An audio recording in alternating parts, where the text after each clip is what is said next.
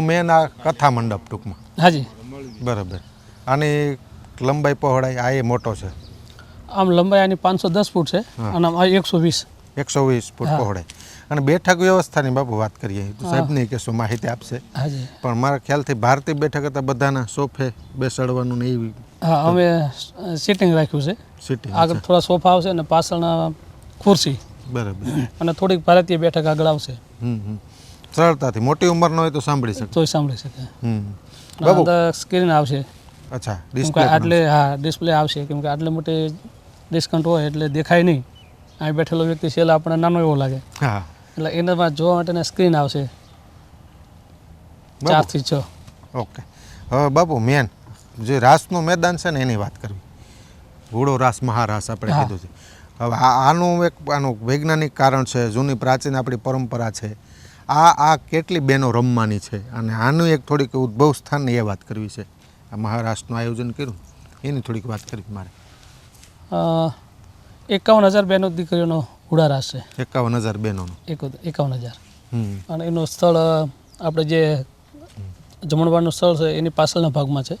જમવાનું કાર્યરત છે. હા કામ ચાલુ છે. હા કામ ચાલુ છે. બરાબર. આ જે મહારાષ્ટ્ર છે ને એમાં તમામ વરણના કે ભરવાડ સમાજ? નહીં, ખાલી ભરવાડ સમાજની દીકરીઓ છે. ભરવાડ સમાજની દીકરીઓ. ભરવાડ સમાજની હતી. અને હુડોરાસ. હુડારાસ. આ જૂનું મંદિર જે નિજ મંદિર. પ્રથમ અહીંયા જૂનું મંદિર હતું. હા અહીંયા પહેલાં જૂનું મંદિર હતું.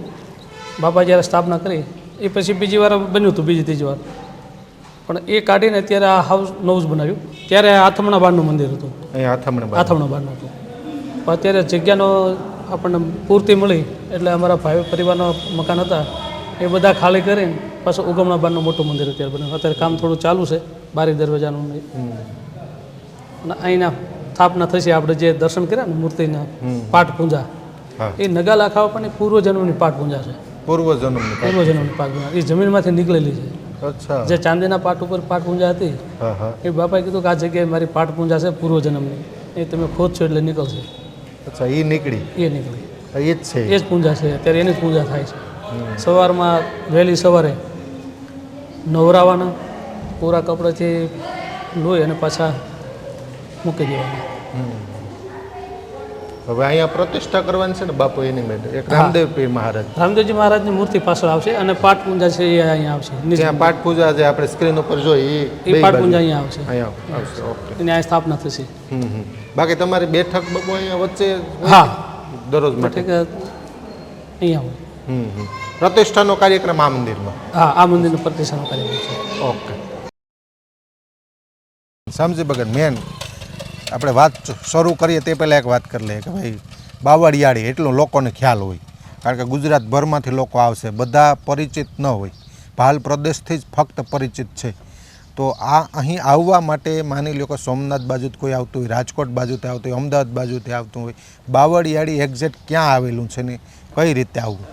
બાવળિયાળી આવવા માટે જે રાજકોટ સાઈડથી આવે એ લોકોને ચોટીલા હાઈવેથી લીંબડી, ધંધુકા, ધોલેરા, બાવળિયાળી. બરાબર. સુરત બાજુથી આવે એને સીધો રૂટ વટામણ, વટામણથી સીધો વટામણ આ નેશનલ હાઈવે ભાવનગરને જોઈન્ટ કરતો, રાજુલા સોમનાથના સોમનાથ જોઈન્ટ કરતો હાઈવે છે. એટલે ત્યાંથી ધોલેરા થઈને સીધું આ ભાવનગરથી આવવાવાળા રાજુલાવાળાની બધા સોમનાથ હાઈવે સીધો, અમરેલીથી આવવાવાળા અનુભાના લીમડા થઈને રંગોળા થઈને સીધા બાવા વલભીપુર થઈને સોહરા પણ અહીંયા અધેળે નીકળી શકે.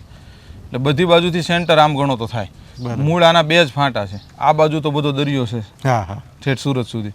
એટલે 2 બાજુથી બધી બાજુથી જોઈન્ટ કરતો, અહીંથી બરવાળા, ધંધુકા અને વલભીપુર એ ત્રણેયને જોઈન્ટ કરતા અંદરના માર્ગો છે. ત્યાંથી તો રાજુલા અમદાવાદ હાઈવે છે એના ઉપર આ જગ્યા આવેલી છે. રાજુલા ભાવનગર સુરત હાઈવે જ આ, મુંબઈ હાઈવે આ મેન. ઓકે.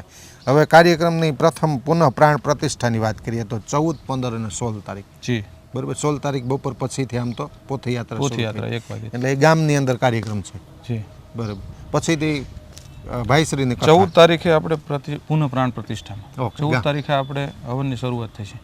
જે આપણો બાપાનો પૂર્વજન્મની જે પાઠ પૂજા છે, કે જે આપણી મેન પૂજા છે, એ પૂજાની સ્થાપના આપણે 16 તારીખે કરવાની. એ નવા મંદિરની અંદર બાપાની સ્થાપના, રામદેવજી મહારાજની એક દિવાલની અંદર મૂર્તિ તૈયાર થઈને, જે અમારો જૂના મંદિરમાં જે લોગો હતો એનો જ લોગો છે. અને 15 તારીખે હવન અને 15 તારીખે ઈસુ બાપુની તિથિ. બરાબર. ઈસુ બાપુ એક સંજોગ એવા છે રામબાપુના પિતાશ્રી. હા કે અમારે જે તે સમયે મંદિરની સ્થાપના નગાલાખા બાપા એમને કરેલી, તો ફાગણ વદ એકમ ધૂળેટી. હા હા સંજોગ એવા કે જે તે સમયે ઈસુ બાપુના આ મંદિરનું જે ખાતમુહૂર્ત કરેલું આની પહેલાંનું એ પણ ફાગણ વદ એકમ અમારું જૂનું લખાણ નીકળ્યું. હા. સંજોગ એવા કે ઈસુ બાપુએ દેહ ત્યાગ્યો એ ફાગણ વદ એકમ ધૂળેટી. એ સંજોગ પાછા અમે ઊભા આ કથાનું મુહૂર્ત પણ એમાં લેવાનું કારણ કે આપણે આ પ્રતિષ્ઠા પણ ફાગણ વદ એકમ, ઈસુ બાપુની તિથિ ફાગણ વદ એકમ, અને આપણું જૂનું જે પરંપરા જે હાલી આવે એની તિથિ અમારે રાખી. અચ્છા અચ્છા એટલા એ માટે આ તિથિએ દિવસ. પાછા બાપાની સ્થાપના પાછી મંદિરમાં થશે. બરાબર. પછી ભાઈશ્રીની કથા. ભાઈશ્રીની કથા હવે આ પેલો રાસ મહારાજ છે એ કેટલી તારીખે છે? 20 તારીખ. 20 તારીખે મહારાસ, 21 તારીખે લાકડી રાસ, ગોપકુવાડ લાકડી એ રાસ. સાંજે કે બે સવારે જ તે. બે સવારે 10 વાગે? 10 વાગ્યા સુધી પૂરું થઈ જાય. વહેલા તે 7 વાગે ચાલુ કરી દેવાનું છે. બરાબર. આ કથા. ગરમીના હિસાબે હા બરાબર. કથાનો સમય શું છે? 9 થી 1 9 થી 1 સુધી કથાનો દરરોજનો સમય. દરરોજનો સમય છે. ઓકે. કારણ કે આ તૈયાર કરવામાં 2-3 મહિના પહેલાંથી આ શરૂઆત થઈ હશે મને એમ લાગે. જી જી. આખા માણસોનું વિભાજન થાય યોગ્ય એ માટે ડૂમ અલગ અલગ વિસ્તારની અંદર બનાવ્યા છે. કઈ રીતે વ્યવસ્થા છે, કયા કયા ડૂમની અંદર કેવી વ્યવસ્થા, કેટલા માણસોની વ્યવસ્થા, તમારી રીતે થોડું મેનેજમેન્ટની માહિતી. જી જી. આપણે 5 ડોમ જે ઉતારા વ્યવસ્થા માટે કર્યા છે, કે જેમાં 3 જેન્ટ્સના છે, 2 લેડીઝના છે. એને અંડરગ્રાઉન્ડ પાછળથી એન્ટ્રી આપીને નાવાની, બાથરૂમની ટોટલ વ્યવસ્થા, ત્યાં સુવા બેસવાથી માંડીને ટોટલ વ્યવસ્થા, પંખા, કુલર, એ લોકોનો આખી અલગ ઉતારા વ્યવસ્થા, એની ફરતી બોર્ડર. અચ્છા. ત્યાંથી જ એન્ટ્રી. ઉતારા સિવાય કોઈ વ્યક્તિએ આરામ કરવા સિવાય વ્યક્તિ ત્યાં જશે નહીં. તેની બાજુમાં સાધુ સંતો માટે વીઆઈપી ટેન્ટની વ્યવસ્થા છે, પણ એક જનરલ ડોમની વ્યવસ્થા એટલા માટે કરી છે કે જનરલ જે કોઈ સાધુ સંતો આવશે, આખો સંત વિભાગ અલગ, એમને નાવા ધોવાની, એની પાછળ બાથરૂમની બધી વ્યવસ્થા ત્યાં કરેલી છે. રસોડામાં આપણે 4 ડોમ, 2 લેડીઝ 2 જેન્ટ્સના હેવી સાઇઝના જમણવાર માટે, અને એની જ બાજુમાં રસોડું, એ પણ એવડું કથા મંડપ જેવડું ખાલી રસોડુંનો ડોમ છે કે જેમાં રસોઈ જ થશે, અને જેમાં રસોઈનો સામાન. આપણે રોજે રોજની અલગ અલગ રસોઈ, ટોટલ રસોઈ આપણે અહીં જ કરવાની છે, કંઈ તૈયાર લાવવાની નથી. બરાબર.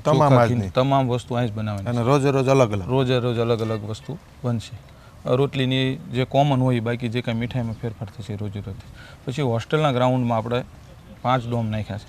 એમાં આવશે કંટ્રોલ રૂમ, હોસ્પિટલ, ફાયર અને પોલીસ ચોકી, કે જે મેન આપણા હોસ્ટેલનું જે મેન ગ્રાઉન્ડ છે રોડ ઉપર, ત્યાંથી બધું કંટ્રોલ થશે. એક જ કંટ્રોલ રૂમમાંથી જે કાંઈ સૂચના હશે એ બધી જગ્યાએ સંભળાશે, કથા મંડપ સિવાય. અચ્છા. કે ત્યાંથી કોઈ જાહેરાત થઈ તો જ્યાં માણસ હશે તેના કાન સુધી પહોંચે એવી વ્યવસ્થા કરવી છે.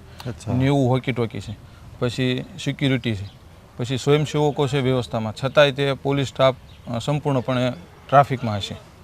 સીસીટીવી. જી. સીસીટીવી કેમેરાનું આખું બધામાં સીસીટીવી. બધે સીસીટીવી ત્યાં બેઠા. અને બીજું કે સીસીટીવી અમુક જગ્યાએ જે પરમેનન્ટ હશે, બાકી અમે ડ્રોન શૂટથી લાઈવ ત્યાં કંટ્રોલ રૂમમાં જોઈશું ક્યાં શું વ્યવસ્થા છે. પછી કથા મંડપની એક્ઝેક્ટ પાછળ ભાઈશ્રીની એન્ટ્રી અને ઉતારો, એની પાછળ સાધુ સંતો માટે અલગ ડોમ, કે જે મહામંડલેશ્વર આવે એને પહેલી સુવિધા ફ્રેશ થવું, નાસ્તો કરવો, ચા પાણી, એની વ્યવસ્થા અલગ, ત્યાં તેમનું સન્માન થાય. ત્યાંથી એમને કથા વ્યવસ્થામાં હોય, કથામાં વ્યવસ્થા જોવા એના માટે વ્યવસ્થા કરી છે. પાછળ જ એમનું જમણવાર કર્યું છે. અને એની બાજુમાં ટેન્ટ સિટી, કે જ્યાં સાધુ સંતોને રોકાવા માટે, એમાં એમની ટોટલ સુવિધા હશે. અને બીજું અહીંયા પણ મેં જોયું કે ભારતીય બેઠક મોસ્ટ ઓફ કથામાં હોય છે, પણ અહીં ભારતીય બેઠક તો છે, પણ સાથે સાથે સોફાની બેઠક, ખુરશીની બેઠક, એ વ્યવસ્થાની વાત કરું છું.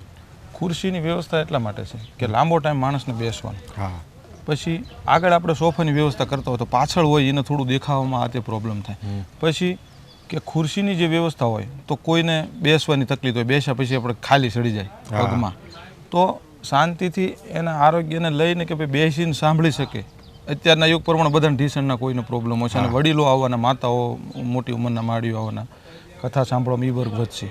તો એના અનુસંધાને એમ એવું વિચાર્યું ભારતીય બેઠક થોડી આગળ કરશું આપણા પરિવાર યજમાન માટે, બાકી બધાને ખુરશી વ્યવસ્થા, ત્યાંથી એમને જવા આવવાના રસ્તા એવા સરળતાથી બાથરૂમ જવું, ઊભું થવું, કોઈને ડિસ્ટર્બ ન થાય એ રીતે આપશું.